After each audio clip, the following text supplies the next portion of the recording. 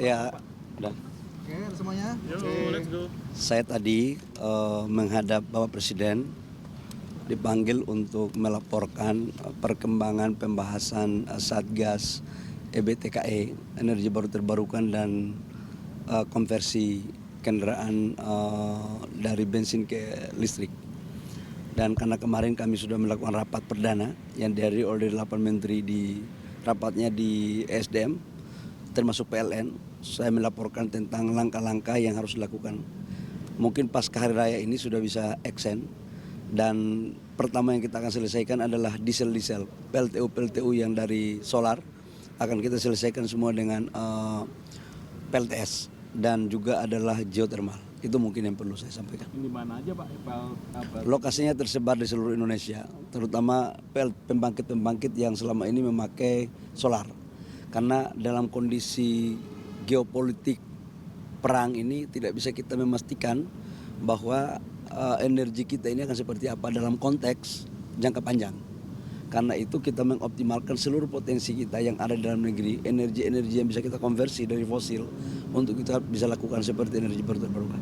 Ya. Eksekusinya langsung di stop apa paralel bangun dulu Pak? Gitu, Pak? Bangun dulu dong. Kalau di stop belum dibangun kan penggantinya nggak ada. Jadi paralel, begitu dibangun, begitu sudah langsung COD, PLTD-nya dimatikan.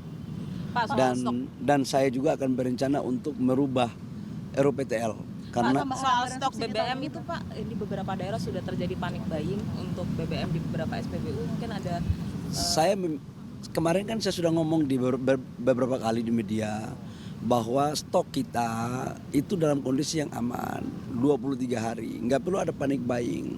23 hari yang dimasukkan itu adalah di dalam tangki kita.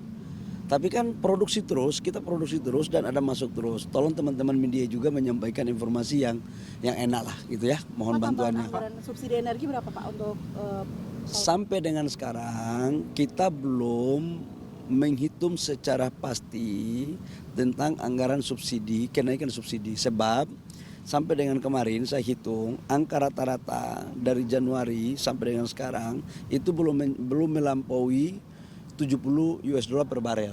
Karena kemarin kan di bawah $60, di bawah $70.